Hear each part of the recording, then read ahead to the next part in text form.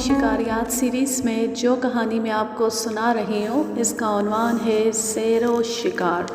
اس کے مصنف ہیں خان بہادر حکیم الدین، فارسٹ آفیسر، یوپی، انڈیا، اور یہ اس کا تیسرا حصہ ہے۔ اس تیسرے حصے کا عنوان ہے میری تقرری فارسٹ رینجری پر۔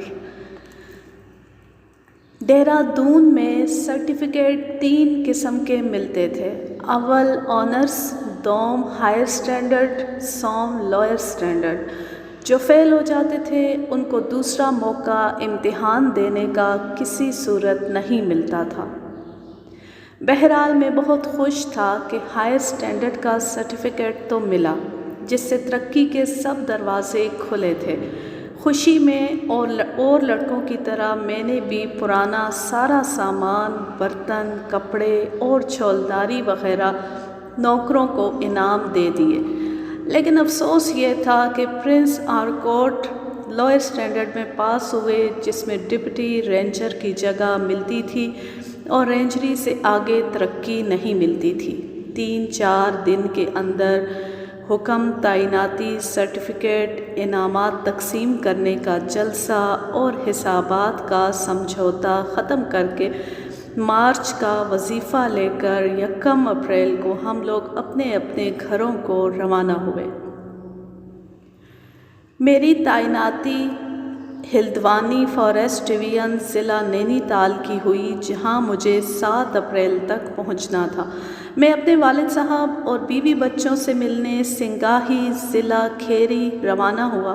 سنگاہی پہنچ کر میں نے روڈا کمپنی کولکتہ سے 22 بور کا رائفل، 500 کارتوس، کل 25 روپے میں ہلدوانی کے پتے پر بذریعہ وی پی منگوایا۔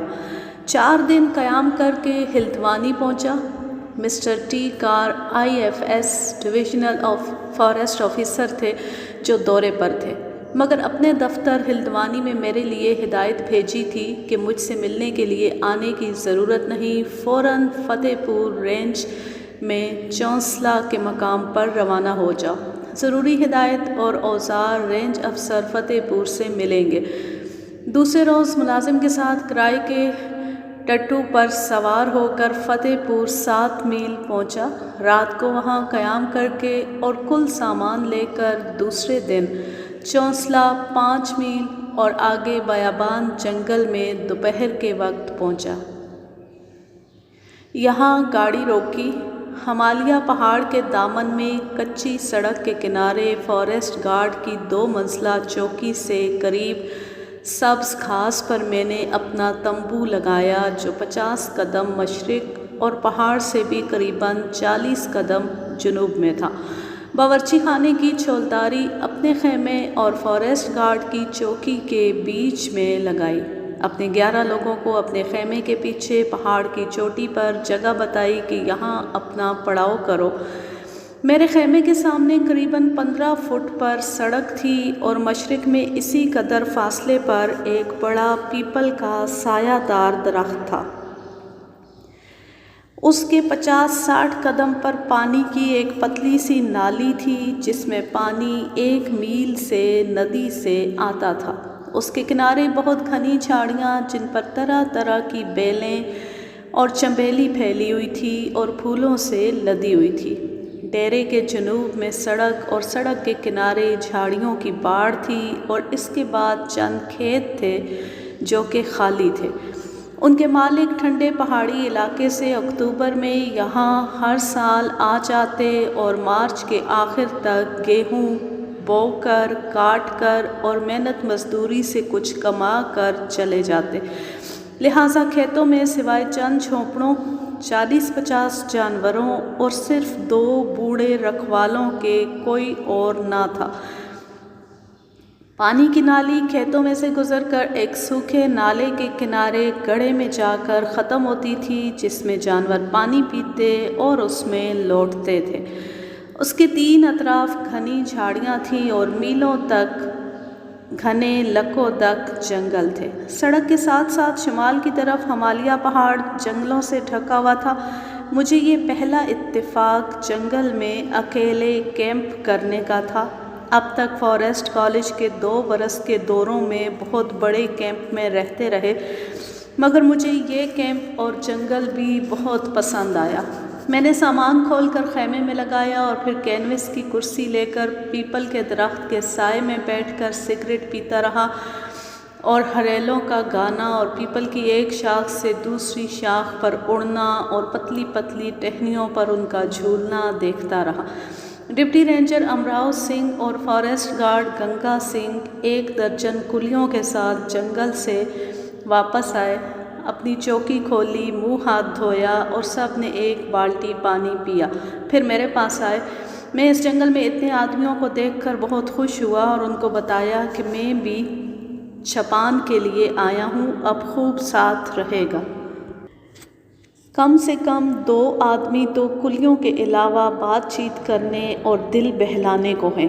تھوڑی دیر بات چیت کر کے وہ لوگ اپنے کھانے وغیرہ کا انتظام کرنے چلے گئے۔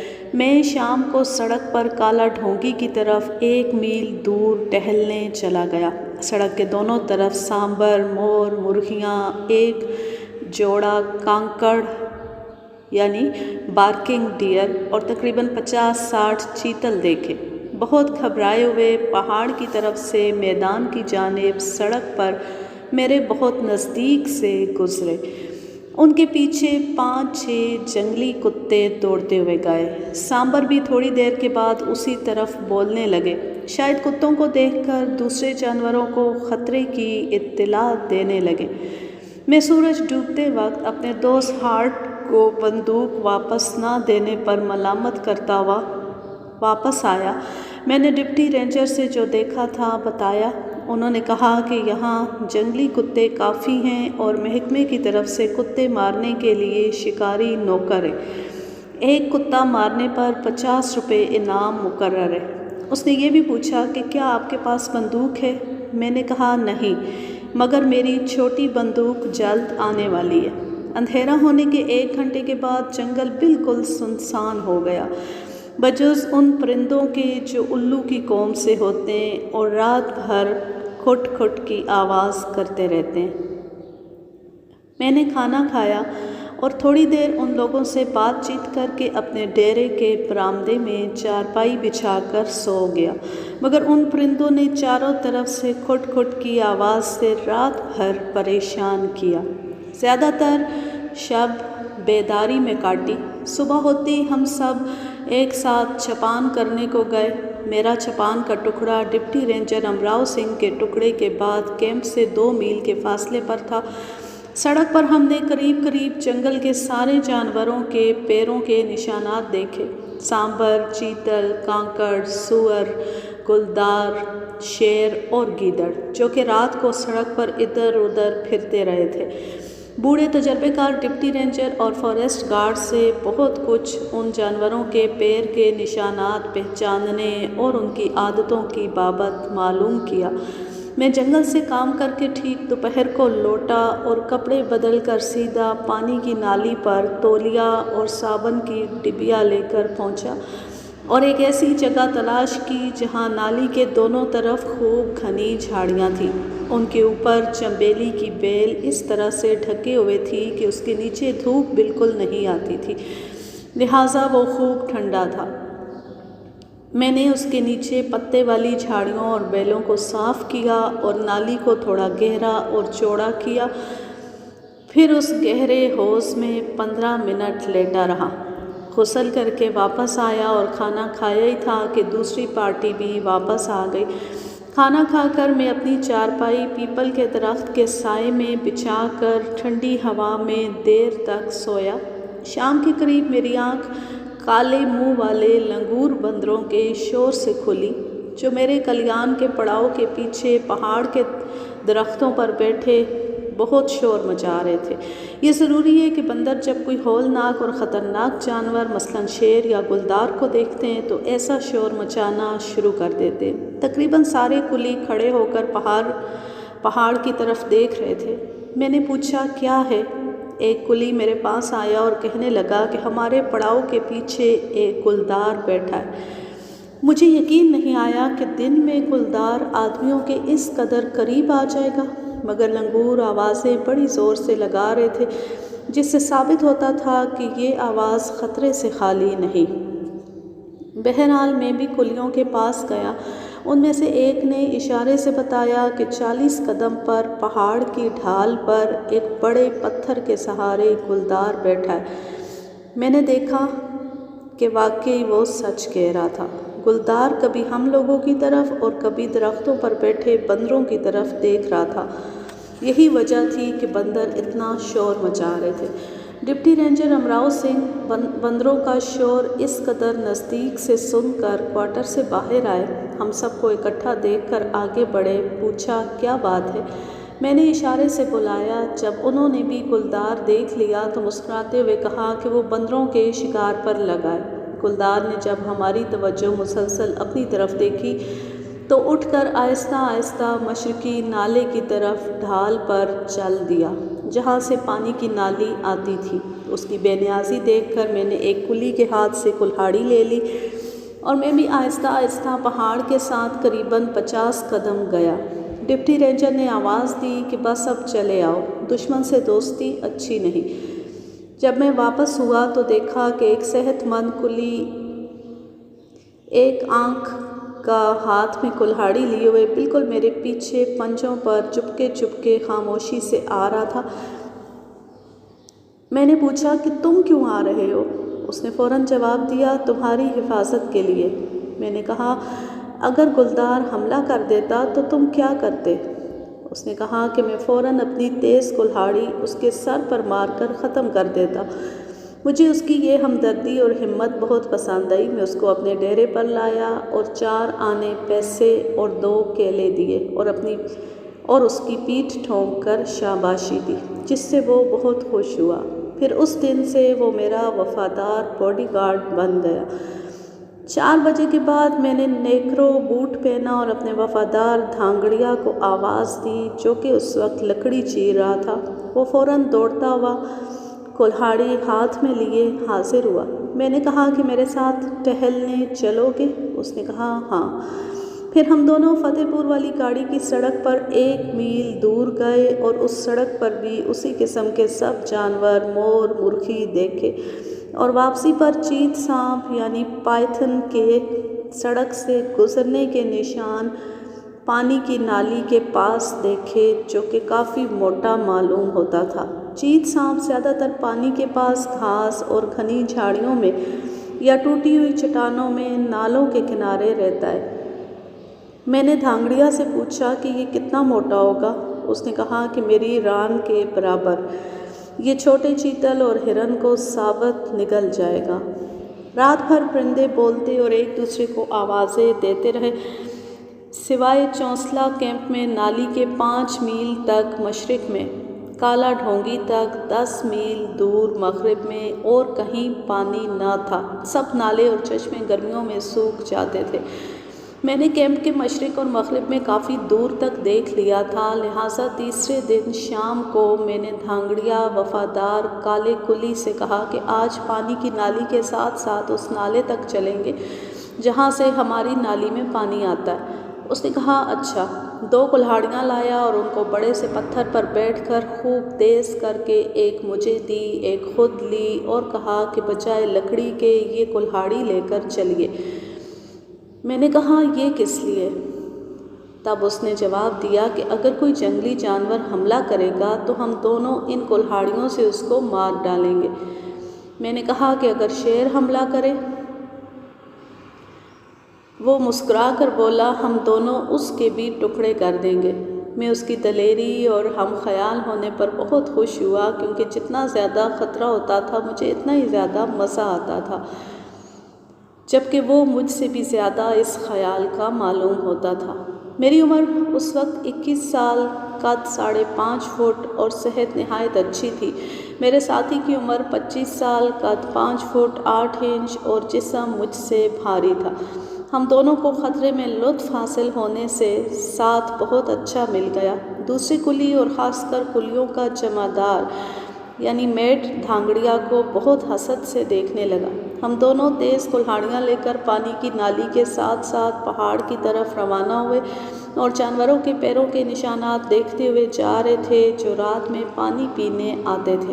میں اپنے ساتھی سے ان جانوروں کے پیروں کے نشانات پوچھتا جا رہا تھا جن کو میں خود نہیں پہچانتا تھا۔ اتنے میں مینڈک کی تیز آواز تھوڑی دور آگے سنائی دی جو وہ سانپ کے پکڑنے پر کرتا ہے۔ ہم دونوں غور سے اس طرف دیکھنے لگے۔ نالی کے آس پاس دونوں طرف 6 انچ لمبی ہری گھاس تھی۔ وہ کچھ ہلتی نظر آئی۔ پاس جا کر دیکھا تو ایک سانپ 5-6 فٹ لمبا منہ میں مینڈک پکڑے ہوئے تیزی سے پتھروں اور پہاڑ کی طرف بھاگا جو 50 قدم مغرب کی طرف تھے۔ پھر گھنا جنگل شروع ہو گیا۔ اسی تیزی سے دھانگڑیا بھی اس کے پیچھے کلہاڑی لیے دوڑا اور ایک ہاتھ کلہاڑی کا مارا مگر سانپ بچ گیا اور مینڈک کو چھوڑ کر پتھروں کو بچاتے ہوئے جنگل کی طرف اور زور سے بھاگنا شروع کیا۔ میں نے ڈانٹا کہ مت مارو کیونکہ میں اس کو زندہ پکڑنا چاہتا تھا جس میں مجھے بہت زیادہ پریکٹس تھی، مگر اس نے دوسرا ہاتھ پھر مارا اور سر سے 1 فٹ کے فاصلے پر سانپ کے 2 ٹکڑے کر دیے اور فوراً ہی سر کو الٹی کلہاڑی سے کچل دیا۔ میں نے جا کر دیکھا تو وہ زہریلا سانپ نہیں تھا۔ اس سانپ کو دھامن کہتے ہیں جو اکثر درختوں پر چڑیوں کے انڈے بچے کھاتا ہے یا پانی کے کنارے مینڈک پر گزارا کرتا ہے۔ دھانگڑیا اپنی کامیابی پر بہت خوش ہوا۔ میں نے کہا تم نے بلا وجہ بے گناہ جانور کو مار ڈالا۔ اب اگر آئندہ کہیں سانپ دیکھو تو مجھے بلا لینا، میں اس کو زندہ پکڑ کر تم کو اس سے اچھا تماشا دکھاؤں گا۔ مگر اس کو یقین نہیں آیا۔ ہم پھر نالے کے کنارے کنارے آگے بڑھے۔ قریباً 1 میل جانے کے بعد ہم اس نالے پر پہنچے جہاں بند و پشتہ باندھ کر پانی کو روکا اور اس نالی میں ڈالا گیا تھا جو ہمارے کیمپ کے پاس سے گزرتی تھی۔ وہاں نالے کی ریت میں قریب سب جانوروں کے حالیہ پیروں کے نشانات بنے ہوئے تھے جو اس جنگل میں پائے جاتے تھے، یعنی کانکڑ، چیتل، سانبر، سور، ریچھ، گلدار اور شیر۔ سورج ڈوب رہا تھا اور میری بڑی خواہش تھی کہ نالے کو کچھ اور دور اوپر تک دیکھا جائے جس کے دونوں طرف اونچے پہاڑ گھنے جنگلوں سے ڈھکے ہوئے تھے۔ مگر دھانگڑیا نے کہا کہ اگر ہم اب بھی واپس ہوں تو اندھیرے میں پڑاؤ پر پہنچیں گے اور ریچھ اور سور اکثر بلا وجہ بھی حملہ کر دیتے ہیں، لہٰذا ہم 50 قدم گئے اور پھر لوٹ آئے۔ کیونکہ اس زمانے میں بجلی کی ٹارچ نہیں تھیں جیسا کہ آج کل عام طور پر رائج ہے، اس وقت مور مرغیاں خاص آواز کر رہی تھیں جو وہ شام کے وقت رات کو بسیرا کرنے کے لیے درختوں پر بیٹھتے وقت کرتی ہیں، اور لوٹتے وقت مور مرغیاں بہت نزدیک ادھر سے ادھر جاتی ہوئی نظر آئیں۔ منہ میں پانی بھر آیا کہ کئی روز سے آلو اور دال پر گزر ہو رہی تھی جس کی عادت نہ تھی۔ میں نے اپنی کلاس فیلو ہارٹ کو جو کہ مدراس کا تھا ملامت کرنا شروع کی کہ میری بندوق اس نے مناسب قیمت پر واپس نہیں کی۔ دھانگڑیا سے کہا کہ وہ 2-4 دن میں میری بندوق آ جائے گی، تب مرغی مور ماریں گے۔ اس نے کہا کہ آپ اگر مرغی چاہتے ہیں تو میں کل یا پرسوں تک ضرور پکڑ دوں گا۔ اگر آپ مجھے مچھلی کا 1 یا 2 چھوٹا کانٹا کہیں سے دلا دیں، وہ فوریسٹ گارڈ کے پاس ضرور ہوگا۔ میں نے کہا کہ وہ تو شاید میرے ہی پاس ہوں گے۔ پڑاؤ پہنچ کر میں نے اس کو 2 چھوٹے کانٹے مچھلی کے دیے۔ اس نے کہا کل شام کو مرغی ضرور کھلاؤں گا۔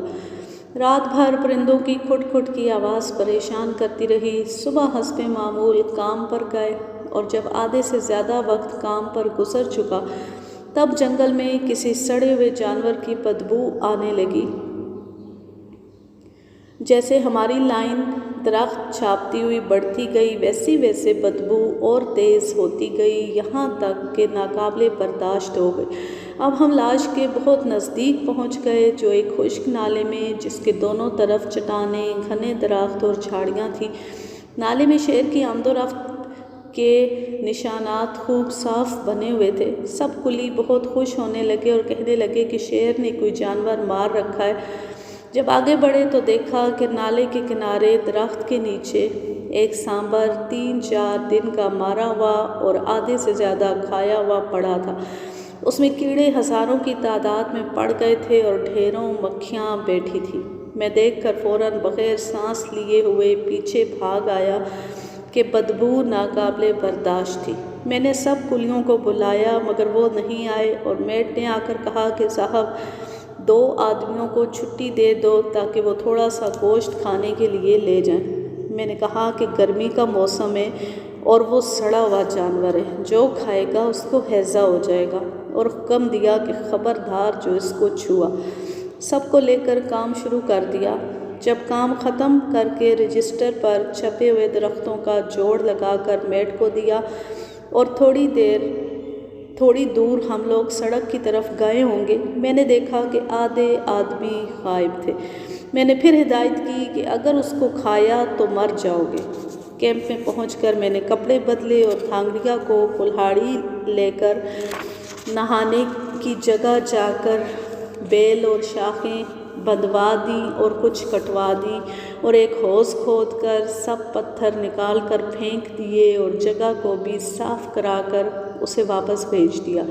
اب یہ میرا قدرتی نہایت ٹھنڈا اور اچھا غسل خانہ بن گیا۔ خوب آرام سے غسل کر کے جب میں لوٹا تو دیکھا کہ کلی گوشت کاٹ رہے ہیں اور پورے کیمپ میں ناقابل برداشت بو پھیلی ہوئی ہے۔ میں خفا ہو رہا تھا کہ ڈپٹی رینجر اور فارسٹ گارڈ بھی آ گئے اور دیکھ کر کہنے لگے یہ نہیں مریں گے، یہ لوگ اس کے عادی ہیں۔ تب میں نے کہا اچھا پانی کی نالی پر لے جاؤ، وہیں پکاؤ اور کھا کر آؤ۔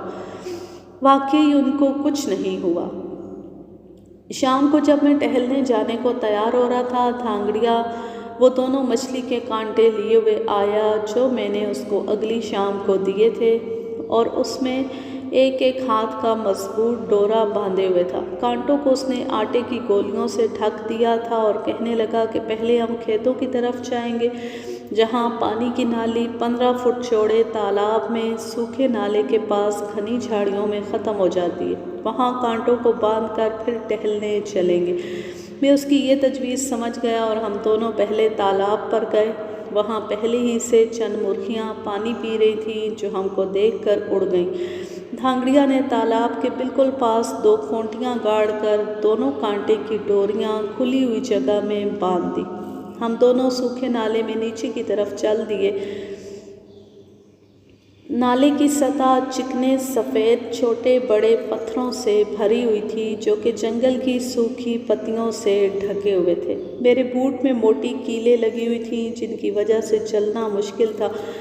ہم تقریباً 1 فرلنگ گئے ہوں گے کہ جہاں سے نالے میں تیز ڈھال شروع ہوا۔ نالے کے کنارے آدمی کے برابر اونچے تھے۔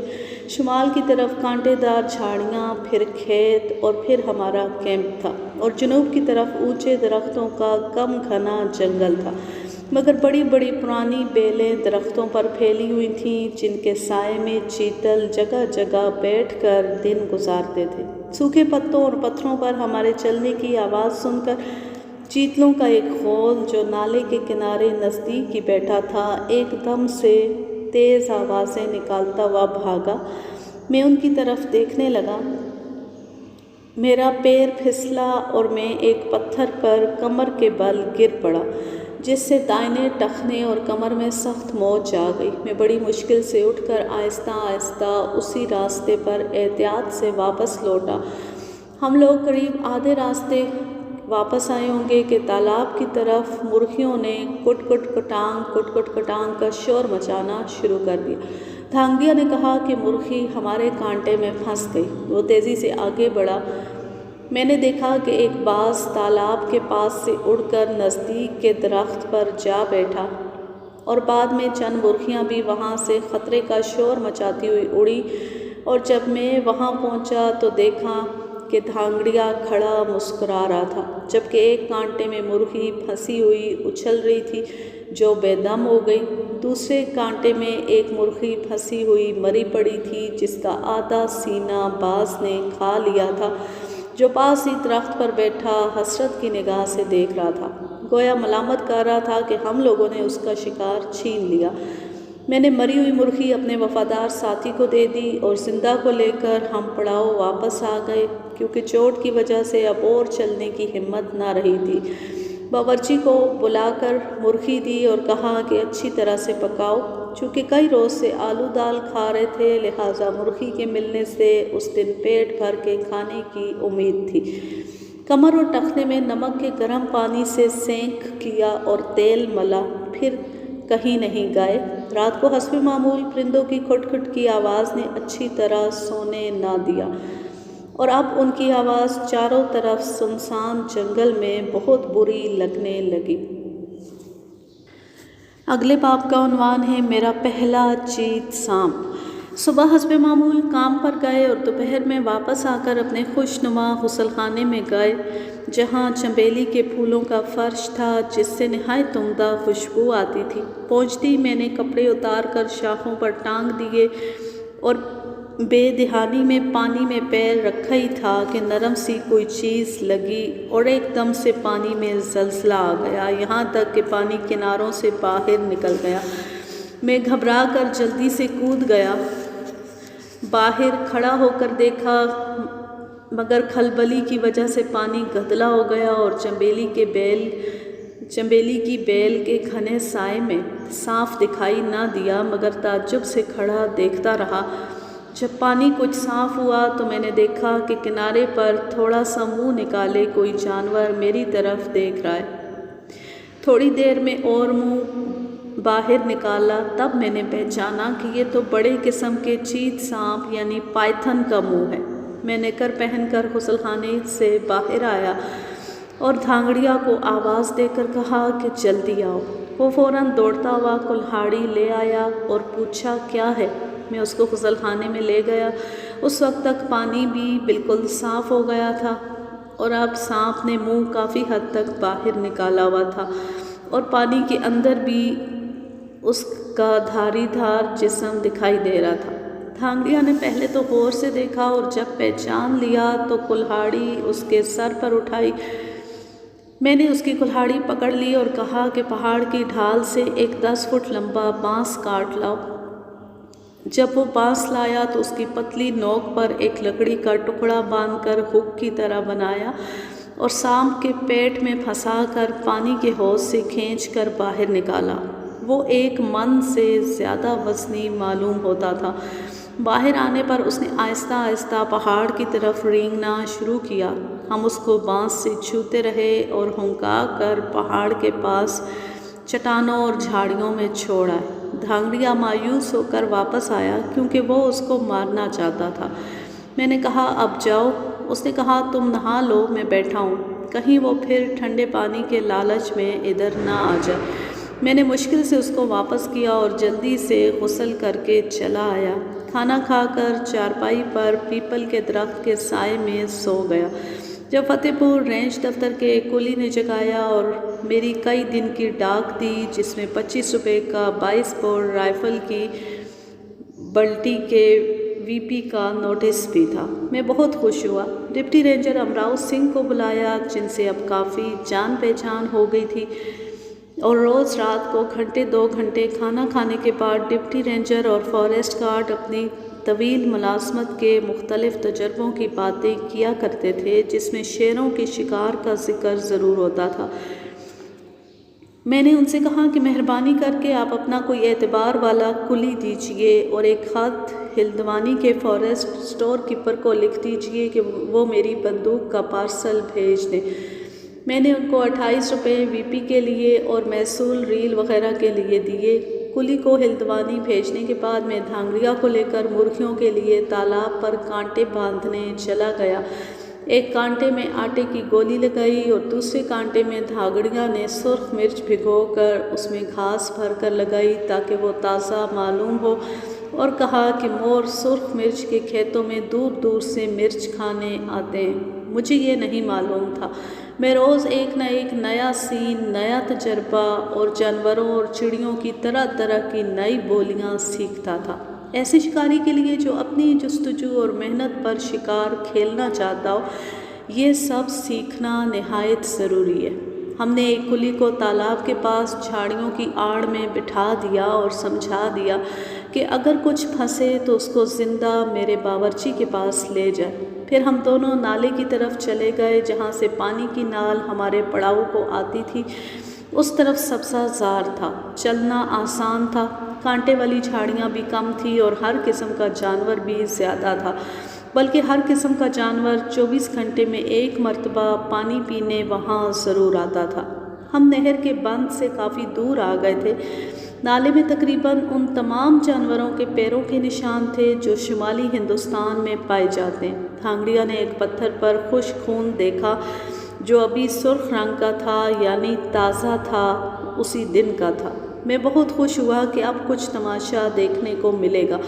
اس نے آہستہ سے کہا کہ آج یہاں کچھ مارا گیا ہے۔ تھوڑی دور اور آگے چل کر گھسیٹنے کا نشان اور گلدار کے پیروں کے نشان بھی دکھائی دیے۔ دھانگڑیا بہت خوش ہوا، کہنے لگا، چیتل یا کانکڑ کوئی چھوٹا جانور ہے۔ ہم دونوں گھسیٹنے کے نشان پر آہستہ آہستہ چل رہے تھے۔ ایک موڑ پر قریب 30 قدم کے فاصلے پر چند سانبر پانی پی رہے تھے۔ انہوں نے ہم کو دیکھ کر بہت زور سے آوازیں نکالیں، پھر نالے کی دوسری طرف پہاڑ پر دمیں اٹھائے ہوئے بھاگ گئے۔ ان کی آواز سن کر قریب کے چیتل اور کانکڑ نے بھی ہمدردی میں جواب دیا۔ تھوڑی دور اور آگے بڑھے تو دیکھا کہ پتھر کے نیچے ایک لنگور سینے سے آدھا کھایا ہوا پڑا ہے۔ اس کے پیٹ کی سب آلائش بھی کھا لی گئی ہیں۔ یہ عادت گلدار کی ہوتی ہے کہ سینے سے کھانا شروع کرتا ہے۔ شیر ہمیشہ پچھلی رانوں سے کھانا شروع کرتا ہے۔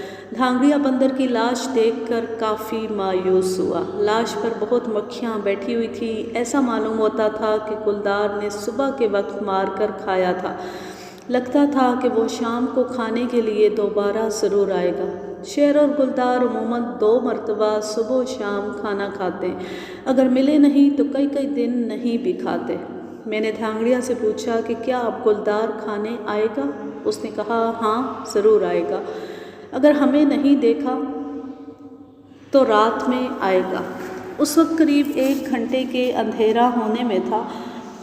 وہاں پر تقریباً 50 قدم کے فاصلے تک سوائے چھوٹے بڑے پتھروں کے کوئی درخت نہ تھا، لہٰذا ہم نے ایک بڑے پتھر پر بیٹھنے کا فیصلہ کیا جو لاش سے 25 قدم کے فاصلے پر ہمارے پڑاؤ کی طرف تھا۔ یہ اس لیے کہ اگر ضرورت پڑی تو بھاگنے میں آسانی ہو۔ ہم دونوں خاموشی سے بیٹھے رہے۔ چیتل، سانبر، مور اور مرغیوں کو آتے جاتے اور پانی پیتے دیکھتے رہے۔ ہم آدھا گھنٹہ بیٹھے ہوں گے۔ مکھیوں اور مچھروں نے پریشان کر دیا اور بیٹھنا مشکل ہو گیا۔ ہمارے پیچھے کی جانب پہاڑی ڈھال پر چیتلوں نے ڈر اور خوف والی آوازیں نکالی اور پھر تھوڑا نیچے سے ایک کانکڑ نے بھی اس کی تصدیق کی۔ تھوڑی دیر کے بعد پہاڑ کی چوٹی سے جہاں گھنی جھاڑیاں تھیں، کئی مرغیاں یکا یک شور مچاتی ہوئی نالے کی دوسری جانب چلی گئیں۔ پھر تھوڑی دیر بعد 50 قدم پر گلدار کی جھلک پتھروں پر ہوتے ہوئے لاش کی طرف آتے نظر آئی اور وہ پھر پتھروں میں غائب ہو گیا۔ ہمارے دل زور زور سے دھڑکنے لگے۔ ہتھیار سوائے کلہاڑیوں کے اور کچھ نہ تھے۔ اب وہ پھر قریب ہی دکھائی دیا۔ مکھی اور بھونگے اس کو بھی پریشان کر رہے تھے۔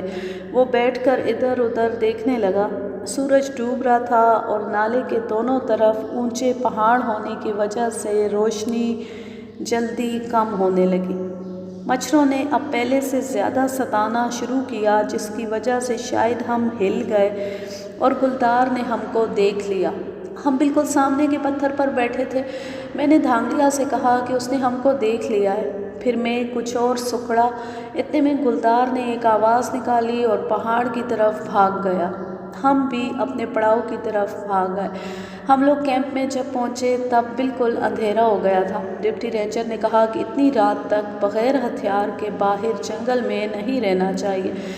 ہم نے ان کو بتایا کہ کس وجہ سے دیر ہو گئی۔ انہوں نے ہنس کر کہا کہ شیر گلدار تو بغیر چھیڑے یا زخمی کیے حملہ نہیں کرتے، مگر ریچھ اور سور اکثر بغیر چھیڑے بھی حملہ کر دیتے ہیں، خاص رات میں۔ یہ جانور بمقابلہ دن کے آدمی سے زیادہ نڈر ہو جاتے ہیں۔ اور یہ بھی کہا کہ تمہارا کلی کانٹے سے پکڑ کر ایک بوڑھا نر مور لایا تھا، وہ تمہارے اور میرے لیے یہاں پک رہا ہے۔ لیکن چونکہ سخت ہے لہٰذا دیر سے پکے گا۔ دھانگڑیا کی ترکیب سے بغیر بندوق کے روز گوشت ملنے لگا۔ اس دن کھانا دیر سے کھایا اور تھوڑی دیر بات چیت کے بعد چیتل، سانبر اور پرندوں کی آوازوں میں چارپائی پر جا لیٹا۔ میں نے تھوڑی دیر شام کو گلدار کی بابت غور کیا اور سوچتا رہا کہ صبح میری 22 بور بندوق آ جائے گی۔ دوسرے دن اتوار تھا، کام کی چھٹی تھی۔ کلی لوگ صبح سے نہانے اور کپڑے دھونے نالی پر چلے گئے۔ میں نے بے چینی سے پیپل کے سائے میں بیٹھ کر فتح پور اور ہلدوانی والی سڑک پر نگاہ جمائی رکھی کہ کلی رائفل کا پارسل لے کر آتا ہوگا۔ وقت گزرتا گیا اور دوپہر کے قریب جنگلی کتے مارنے والا شکاری فتح پور رینج دفتر سے 32 بور کا رائفل کندھے پر رکھے ہوئے پہنچا اور ہماری ڈاک دی۔ رینجر افسر کا ایک سلپ دیا جس میں لکھا تھا کہ وہ تیسرے پہر کو یہ دیکھنے آئیں گے کہ کتنا کام باقی رہ گیا ہے، کیونکہ ڈویژنل افسر کا حکم آیا ہے کہ مئی کے آخر تک سارا کام ختم کر کے 1 جون کو اس کی رپورٹ بھیج دی جائے تاکہ جون کے پہلے ہفتے میں تمام ڈویژن کے کام کی فہرست چھپنے کو بھیج دی جائے، کیونکہ سالانہ نیلام جولائی میں ہوگا۔ میں نے اپنی کلی کی بابا دریافت کیا تو معلوم ہوا کہ وہ پچھلی رات کو فتح پور رہا اور اسی دن صبح ہلدوانی گیا ہے۔ میں نا امید ہو کر اٹھا اور نہر پر نہانے چلا گیا۔ چنبیلی کے سائے کے نیچے جلدی سے کپڑے اتار کر حوض کی طرف بڑھا تو پہلے دن کے چیت سانپ کا خیال آ گیا۔ دیکھا تو وہ حوض کے ایک کنارے پر منہ نکالے ہوئے بیٹھا ہے، باقی سارا جسم پانی کے اندر ہے جو صاف پانی میں بخوبی دکھائی دے رہا تھا۔ میں الٹے پیر فوراً واپس ہوا اور نکر پہنے ہوئے پھر اپنے دوست دھانگڑیا کو زور سے آواز دی، جو کلہاڑی لیے فوراً دوڑتا آیا اور پوچھا کہ کیا وہ پھر آ گیا؟ میں نے کہا ہاں۔ وہ یہ کہتا ہوا آگے بڑھا کہ میں اس بدماش کو آج مار ہی ڈالوں گا۔ میں نے کہا نہیں، وہی کل والا بانس لاؤ اور ایک جلتی ہوئی لکڑی کیمپ سے لاؤ تاکہ میں اس کو آگ سے داغ دوں تاکہ اس کو عمر بھر یاد رہے، پھر کسی دوسرے کی جگہ میں نہیں آئے گا۔ وہ جا کر دونوں چیزیں لے آیا۔ ہم دونوں نے پھر اس کو پانی کے باہر مشکل سے گھسیٹا کیونکہ وہ بہت زور لگا رہا تھا اور بہت نڈر تھا۔ جب ہم اس کو پانی سے باہر نکال لائے تب اس نے پہاڑ کی طرف رینگنا شروع کیا۔ میں نے جلتی ہوئی لکڑی اس کی دم پر 2-3 جگہ لگائی جس سے وہ ایک دم غفلت و کاہلی سے چونک پڑا اور سمجھ گیا کہ یہ پہلے دن کی طرح مذاق نہیں ہے۔ اپنی دم کو گھسیٹ کر تیزی سے پہاڑ کی طرف چلا۔ میں بھی اس کے پیچھے اسی تیزی سے گیا اور 2-3 جگہ پھر اس کے جسم سے جلتی ہوئی لکڑی لگائی۔ اس پر وہ پلٹ گیا، کھلے ہوئے منہ سے حملہ کیا۔ ہم لوگ پیچھے بھاگ آئے۔ اس نے اپنا پورا جسم قریب 15 فٹ لمبائی کے سمیٹ لیا اور منہ اٹھائے ہوئے مقابلہ کرنے کو تیار ہو گیا۔ دھانگڑیا نے جس کے پاس لمبا بانس تھا پوری طاقت سے ایک بانس مارا جو کہ اس کے سر پر تو نہیں لگا مگر جسم پر پوری طاقت سے لگا اور سانپ پھر بہت تیزی سے چونے کی چٹانوں اور جھاڑیوں میں چلا گیا۔ اس کے بعد پھر کبھی اس نے میرے غسل خانے پر قبضہ نہیں کیا۔ آج کے لیے بس اتنا ہی۔ اب میں لیتی ہوں آپ سے اجازت۔ جہاں رہیں خوش رہیں، شاد و آباد رہیں، ہنستے مسکراتے رہیں، اور یہ ایکو ایفیکٹ آپ کو برداشت کرنا پڑے گا کیونکہ میں گاؤں میں آئی ہوئی ہوں اور میں یہاں بیسمنٹ میں بیٹھ کے ریکارڈنگ کر رہی ہوں۔ اللہ حافظ، اللہ نگہبان۔